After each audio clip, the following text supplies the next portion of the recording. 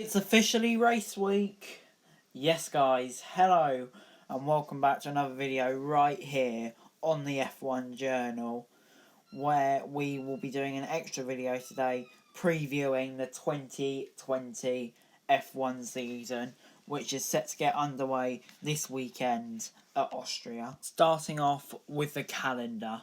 So, because of the whole coronavirus situation, we haven't got the full calendar yet. However, we do have the calendar for the first 8 races, which consists of 2 at Austria, 2 at Silverstone, 1 at Hungary, 1 at Barcelona, 1 at Spa, and 1 at Monza. We are also expecting races in China, possibly Vietnam, possibly Japan, Bahrain, and Abu Dhabi in December, as well as some new circuits possibly, such as Mugello, Imola, and Portimao.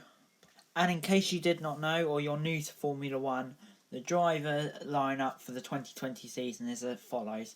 At Mercedes, we have Lewis Hamilton and Valtteri Bottas. Ferrari, Sebastian Vettel and Charles Leclerc. Red Bull, Max Verstappen and Alex Albon. McLaren, Lando Norris and Carlos Sainz. Renault, Esteban Ocon and Daniel Ricciardo. Racing Point, Lance Stroll and Sergio Perez.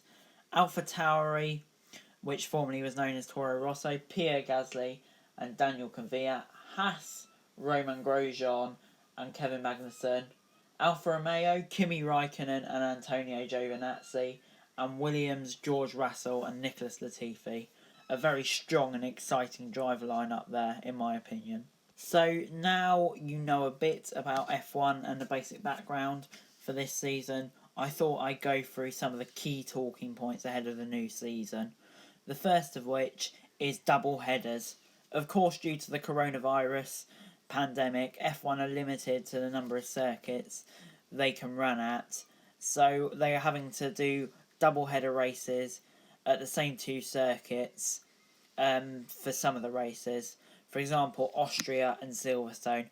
Now this could affect the championship in a big way, because say Austria, that really suits Max Verstappen and Red Bull's car, and in my opinion would probably make them favourites for that circuit. Whereas when we go to Silverstone for the double header, that's normally suited Lewis Hamilton at his home race. So it'll be interesting to see when more and more double headers are announced, how that affects the standings and the calendar. Will definitely be interesting to watch. Next big decision is Mercedes blocking reverse grid qualifying. F1 bosses had hoped to shake up the new season by running 30-minute reverse grid qualifying races on the second weekend of double-header events. However, despite the support from the likes of Red Bull and Ferrari, the idea has been shelved due to Mercedes' refusal. The team boss Toto Wolff vetoed the idea as he doesn't think it will improve the racing and believes it's too gimmicky for F1.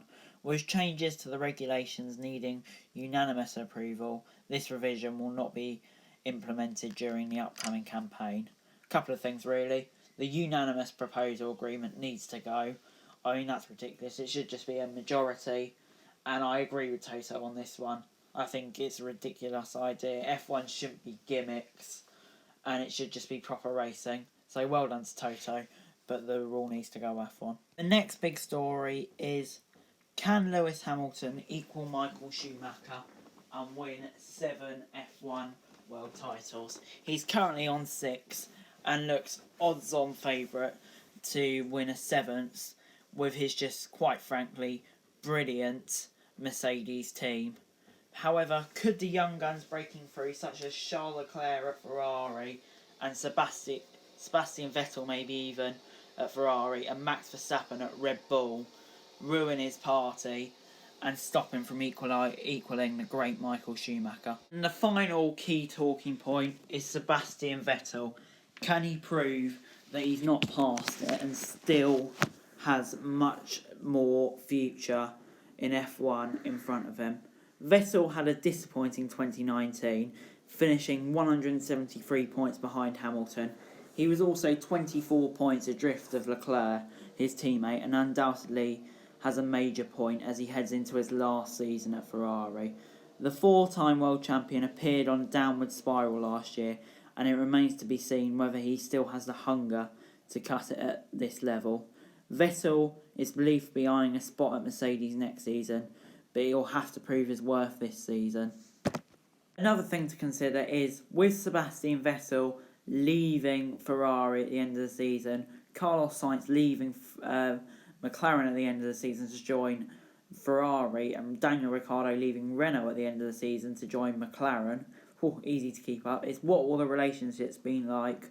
Will their respective teammates get newer parts sooner than them?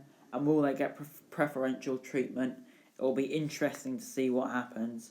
We've never had a case like this where moves have been decided so early on in the season before a wheel's been turned.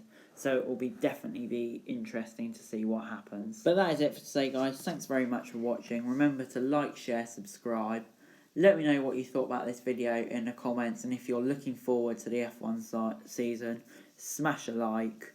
Follow us on Twitter for F1 news, and subscribe to my other channels on screen right now. That'd be greatly appreciated. See you over the weekend for all the content on the Austrian Grand Prix. Thanks very much for watching. Peace.